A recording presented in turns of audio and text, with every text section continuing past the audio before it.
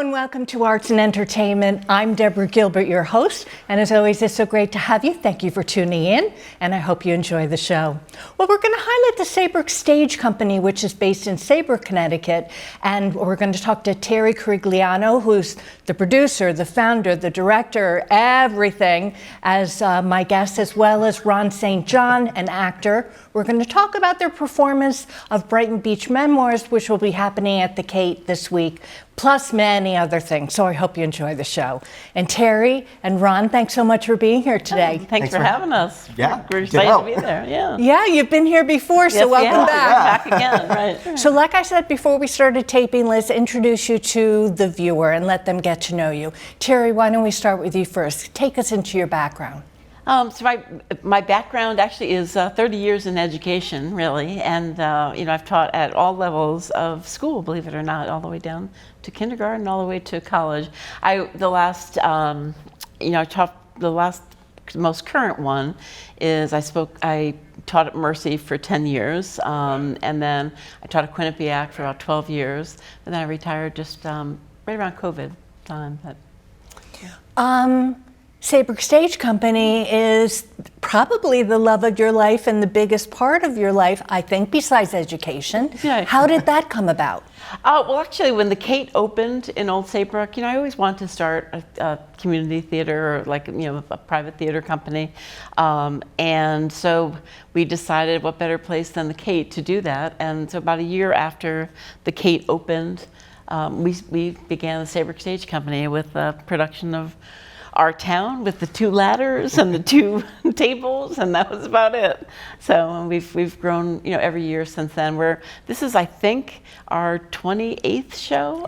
Wow. Yeah. What does Saybrook Stage Company mean? Are you an equity theater? We're not equity, no. So we're just a private theater company. It's me and my husband that run it. And so we're, it's just, we have quality actors that are experienced. Sometimes, if we have a bigger cast show, we bring in people that, aren't as experienced, so it's kind of fun to do that. This is a very tight cast. It's about 7 people, and everyone's just great. And I think the magic of this particular show, Brighton Beach Memoirs, is everyone gets along so well. And I think when that happens in a small cast, the audience really feels it in a different way. That they always feel a good performance, a solid performance. But when the actors are up there really having a good time and being, such good friends and just enjoying each other's company on the stage, I think it makes such a huge difference. And you really feel the magic in this show. Mm-hmm. Okay, Ron, it's your turn. Why don't you introduce yourself to the viewer? I know you're an actor, yes, but you're also in the play Brighton Beach Memoir, which is really also one of the reasons why you're both here today. Yeah. So tell us about your background. Let us get to know you. Sure. My name is Ron St. John. I'm actually the 3rd Ron St. John, which is pretty cool. I've been performing since 2014 up in Vermont. I moved here about 2 years ago, be closer to some bigger performance opportunities, stuff like that. I performed all in high school. I performed in a good bunch of theaters around Vermont. I performed in college. I went to an opera school called the Crane School of Music, though I don't sing so much opera. I did a lot of musical theater stuff there. I couldn't tell you what number performance this is for me, what number show. I know. But this is my 2nd show with Saybrook Stage Company. I performed with them last summer. And Brighton Beach Memoir, what is your position? What is your title there? So I play Eugene Morris Jerome. I am the son of our director here, and sort of the narrator of the show. So I bring everybody along into the whole world of Brighton Beach. And tell us what Brighton Beach Memoir is all about and why did you choose it? Well, Brighton Beach Memoir is really the story of Neil Simon's coming of age and his, being raised as part of a trilogy that he wrote. It really even resonates today. There's a lot of things that people will understand, and when you listen to the text, it's just incredible how many parallels there are to today's world. Even back, when it was written, I should know, but I don't, Neil Simon's always been one of my favorites. And it's a little different. It's not like Rumors, haha, kind of thing. But it's poignant, but there's also a good bit of comedy in it. Some of the comedy happens between the two of us, just sending him out to the store like 9 million times, like a 15-year-old boy who doesn't want to go to the store, but his mom says, go to the store because I told you, that kind of thing. Right. I think I have 30 entrances from the kitchen, but that's all right.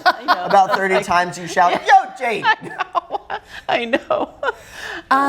Are you directing and also... I'm co-directing, actually. Co-directing. My good friend Glenn Bassett is co-directing with me, and then he was also our set designer, so it's a lot of fun. And my husband, Cosmo, of course, is like, the man who does everything. He's just amazing, just such a good support, for all of us, not just for me, but I mean, he's down there today, probably doing some painting or, something falling down. Yeah. And you're performing in it as well? I am, yeah. So I'm playing Kate Jerome, which is the mother of Eugene. Mm-hmm. And probably viewers are thinking, co-directing, performing. How do you do both? Well, it was a big help this time around. Usually, my parts aren't really that big, so it's not that hard to play and direct. This one though, it was just Kate is kind of in the whole thing because it's a very tight ensemble piece for a cast, so it was great. So Glenn and I sort of split it up. I was there in the beginning, did the blocking and all that, and then he came in the last 2 weeks or so, 3 weeks, and then like kind of took over as far as the directing. So I was able to play a little bit more in this one than I usually am, so I'm grateful for him for that. The physical space, where are you located? Does the theater have its own production space where you rehearse and so on and so forth? No, it does not. So we actually are, there's space donated to us by the Gainty Group in Brantford, and so they give us space, and it's incredible. It's just amazing that, and then we also build our set there too. Oh. So this time around, as last time, we had the set being built on one side, and then we're rehearsing on the other side. Sometimes a little loud at night, but But still, as an actor, it's so cool to see, because you get to see everything getting put together piece by piece. So every rehearsal, you see a new addition to the set, and you see how it grows and builds and all that. And then the next step is you're moving into the Kate. Tell us what that process is like. Well, it basically, we have everything made, and painted, to the most part, as much as we can do in the commercial space, and then it's loaded into a truck, and then we bring it over, and we do a kind of a whole build day on. It was the 7th last Sunday, so it was, it's good to have that space. Where we can all see this, set come up, and we had a new builder, this time around. So it was nice, pretty smooth. We'll air tonight at 6 o'clock. So then you've got a dress rehearsal tomorrow, Wednesday, and then you open Thursday through Sunday. Right. So we have our first dress tonight. Yep. And then our second dress is tomorrow night. And we have some family and friends to attend, and people have helped us out or whatever. And so it's actually a really fun night because like most of the people there are just they love you, support you. Yeah. And it's nice to have those voices and that laughter before you actually open. So you just you get to feel the energy of like having like the first test audience. Right, instead of having it just opening night. And tell us, when do you move into the Kate to start your rehearsals? Oh, we the 7th. So it was. This last Sunday, Sunday, the week that so we only have a week. We only have a week in the Kate, which is really kind of crazy, when you think about it. And so our tech is very short, and it's just, so our design people really do an amazing job with it. But this time around, it was kind of fun because we had a dialect coach. Yes, tell us about that. Yale. Professor Julie Foe at Yale was our dialect coach to instruct us on how to learn the Brighton Beach dialect. in New York. So it was a lot of fun. It was a lot so of fun. much fun. We had a good night. We're trying really hard, and we hope we do her proud. But so we'll see. And you were saying that she came in and then she left. I mean, well, right. That's all. Well, basically, what she does is she comes in and she coached us one night as a cast at our house, and then she gives you pieces of information that you can kind of access. And so we had tapes to listen to. Yep. We had we had our homework packets. Yeah, everything. So and really everyday people talking in the language, which was a huge help. It's easy to maybe hear things, but then when you actually hear people talking, it sounds a little bit different. Sometimes. So. And Ron, you were telling me that you were performing recently. Yes. How did you find out about this production? Terry reached out and said, "Hey, I want to do a play. Do you want to come in and maybe give us a read and see if you might be good for this part?" And I did that, and she said, "Okay, let's do it. Let's work together again." Good. Well, listen, will you stay with me? We're going to take a break. Sure. Yeah. Of course. Okay. I'm Deborah Gilbert. You're tuned into Arts and Entertainment. We are going to take a break. We'll be right back. Beware of passport scams. Better Business Bureau's Scam Tracker has received over 800 reports this year. These scams trick people into paying a fee to fill out a form that's a free download on the U.S. State Department's website. As a result, consumers may be misled into providing their personal and financial information on potentially unsecured websites. While there is a charge to get a passport, the forms themselves are free. Appointments with the State Department's passport centers are also free. If applying for the first time, you must do so in person. If renewing a passport, you can do so online. If you're running out of time, you can opt for expedited services and shipping through the official government website, travel.state.gov. Verify passport procedures through this website and plan ahead to prevent rushing into potentially fraudulent quick fix options. There are private companies that may pick up passports for customers.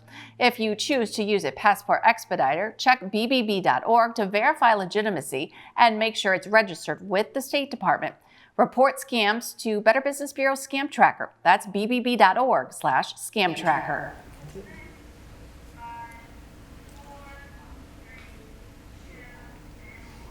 And welcome back to Arts and Entertainment. I'm Deborah Gilbert, your host, and as always, I hope you're enjoying the show. We're talking about the Saybrook Stage Company, and particularly Brighton Beach Memoirs, which is playing at the Kate this week. What I wanted to talk about first, before we go on to other things, is the website. If we can put the website address up on the screen, that would be great. What will the viewer find when they go and visit it, besides the opportunity to buy tickets? Right, so there's a direct link to the Kate to buy tickets for this show, but also on the website we have all our past productions as well, and then any information that we might have upcoming about auditions or future shows, things like that. Okay. Also, Emily, if we could play the video, that would be great. Let's hear what you have to say about the Kate.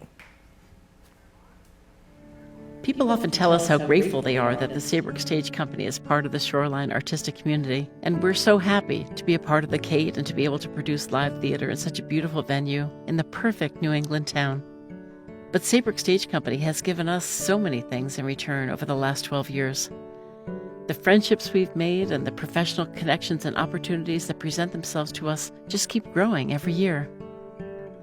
We may run the Saybrook Stage Company, but the success of it is the combined efforts and passions of countless talented, energetic people. There's the actors, of course, but the people behind the scenes also put in hours of work that make it all happen. There are directors, set designers, lighting designers, set builders, stage managers, costume designers, hair and makeup designers, prop masters, and stage crew. And the local support of businesses in the area like the Gainty Group, who willingly donate rehearsal and set building space, and the Westbrook Ambulance Association. It's a labor of love for all of us. It's not always easy, but the rewards are something I never could have imagined when we produced Our Town all those years ago. We're so grateful to Brett Elliott and all the people at the Cape for their constant support of all we do. Each time we move into the Cape to build a set for a new show, there is such a warm feeling of community. If you're an artist that's lucky enough to perform at the Cape, it doesn't matter where you're from. LA, New York, Chicago, Hartford, or right here in our own backyard. While you're there, you too feel as if the theater is your home.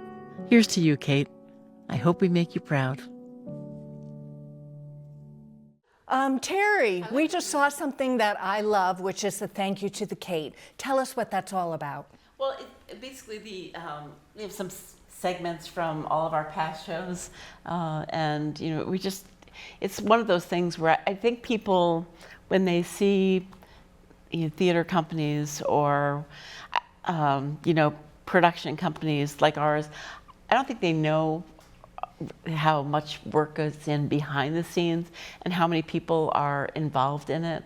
So I guess it's not, like the old Judy Garland, Mickey Rooney thing, let's put up a show in our backyard. I wish it was that simple, but it's well worthwhile. But there are so many moving parts and so many people that do so much that they would, obviously that we wouldn't, get paid for out in the world or whatever, but it's just a wonderful group of people that are in it for the right reasons. That's what we always say.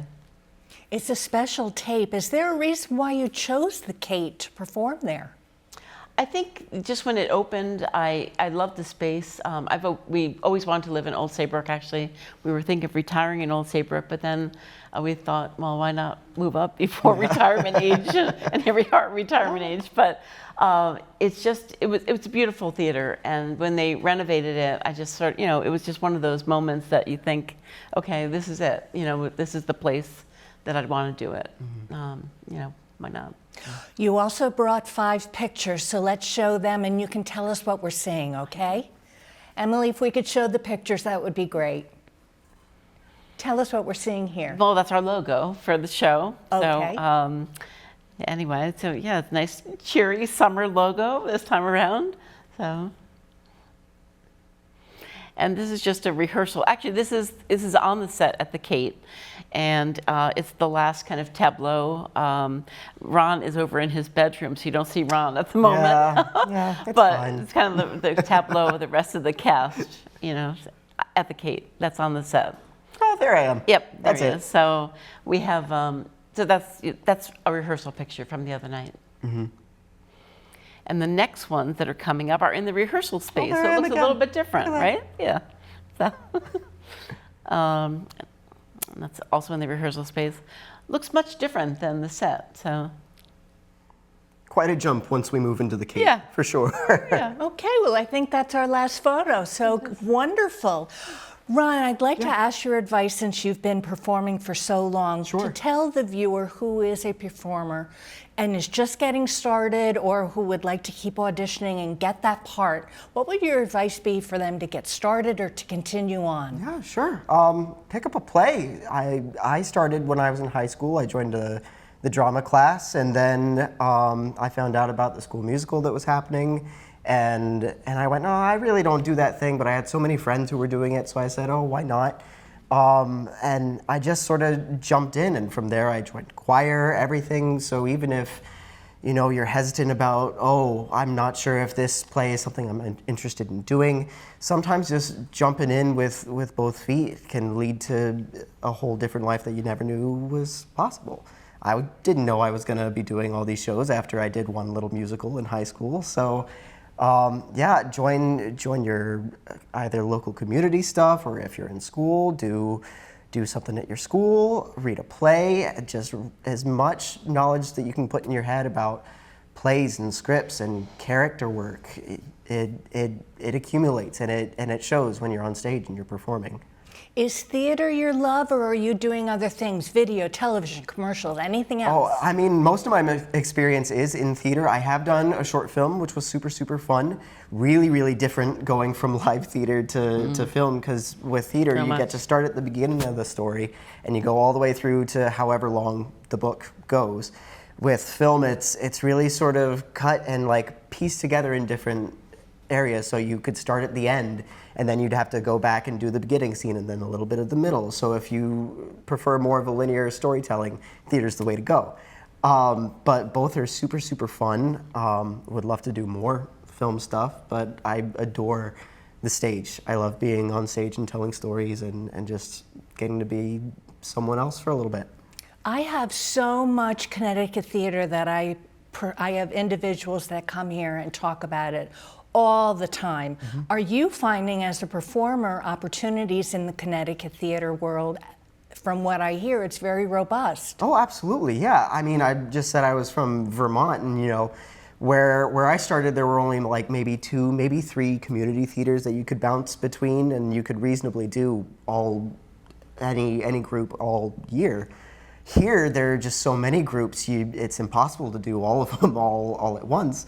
So I've performed here at Saybrook twice. I've performed at the Warner Theater in Torrington. I performed at the Downtown Cabaret in Bridgeport, which is sadly closing its doors this year. I performed also at Center Stage in Shelton. Legacy coming up. And I'm performing in Wizard of Oz at Legacy, which is in Brantford. Oh, super sure, exciting. Legacy is great. I'm very, very excited. It's my first show with them. So there's all kinds of theater around here. Plenty of opportunity. How do you decide, Terry, what play you're going to perform? Well, it depends. I should say that. I actually chose Brighton Beach Memoirs because I sort of pegged Ron for the role in my head, and I said, would you be interested in doing that? So pretty sure I texted immediately, yes. Yeah. You sent me that message and not 20 seconds later. I'm in. Right, exactly. So Well, you were great in the last one, so I'm assuming between the two of you, you'll be great in this one too. Thank you. Yes, it was a lot of fun. Do you think about, here we are in June of 2026, have you thought about going into 2027, your thoughts about what play you want to do? Yeah, any actually, thoughts of the in theater? January, we're going to do To Kill a Mockingbird. Ooh. And actually, speaking of how you come along with, actors or whatever, there's a young woman, Bobby Celine Doherty, who is in our show this time around. And I woke up one night thinking, oh, Scout. So she's going to be my Scout. I think, it's just, and that's what happens. I think in your mind, you know the actors, their great abilities, so that's what kind of pushed me that way for that. And to the viewer that's watching, listening to you saying, I don't know how to pick a play for my theater company, how do you go about deciding what to choose? I think you just read a lot of plays, you just, and I think also wherever your venue is, I think your audience matters too. There's some pieces that your audience might respond to better than others, especially here versus New York versus LA or whatever. So we do take that into consideration. Sometimes we do new pieces. We did mine, 2 summers ago, Lost Lodge, and so it just depends, Speaking of Lost Lodge and your writing, are you writing at all? I am. Tell us, can you share anything? Well, yes, I'm doing a new play. It's called The Attic, and it's a series of vignettes in the style of Gurney too. That's my favorite style to write in, but it's not scary like it might sound, but it's a memory play, and I just love it. I have a long way to go on it, but I'm hoping that maybe summer 2027, if not the following winter. We'll see. I'm not going. Is this wood? Is this wood? Yeah. And Sounds like again, wood. to my precious viewer, listening to you being a writer as well, how did you decide to start writing? Did you have to go to school to learn to do it? No, I mean, I've been writing since I was like this high. My daughter Mary has squirreled away my writing journals. I'm not sure where they are. She has them all somewhere. But I think, it's just, the more you write, the better off you are. I mean, I've, certainly had to write a lot, as a lawyer and in law school. And, so writing has always come second nature to me. But writing a play didn't really occur to me. I've written some short stories before or whatever, but writing a play didn't really come to me until about 5 years ago, when I started just writing these vignettes, knowing that A.R. Gurney was one of my favorite playwrights, just his style. And once I started writing the vignettes, I was like, oh my God, this is so cool. I love this, and they just kept coming, and the characters kept piling in my mind, so it was interesting and a lot of fun. Well, we are slowly starting to run out of time, so I'm going to give you both briefly an opportunity to give closing thoughts. Ron, your thoughts on anything? Come see the show. It's terrific. It's a blast to do every night. I'm sad we only get to do it for one weekend. You're going to have a great time. And Terry, any closing thoughts for you? Well, I think we got to do our New York accent. Oh, we got it. Don't make me do the voice, please. Go to the store, get some rye bread. I just went to the store. Other make than me go that, again to the we're just store. having a lot Go of to the fun. store. It's a great summer show. I think people will enjoy it, and I think mostly, we just enjoy, performing for them, and I hope we get that across to them because we're actually there for them, not for us, really. Well, my mom and I will be there. Yeah, there you go. And Emily and her mom will be Oh, there. yeah. So we're very excited to see her play once again. Yes. So I want to thank you excited. both so much. Congratulations, good luck, all that good stuff. And thank you for being here with us today. Oh, We thanks really for having appreciate Thank it. you. Thanks for having us. Okay. Always great. And I'm Deborah Gilbert. You've been tuned in to Arts and Entertainment. In case you need to reach me, I'm at dgilbert777@hotmail.com. Well, I hope you have a super day today. Thank you so much for tuning in. I'll see you next time.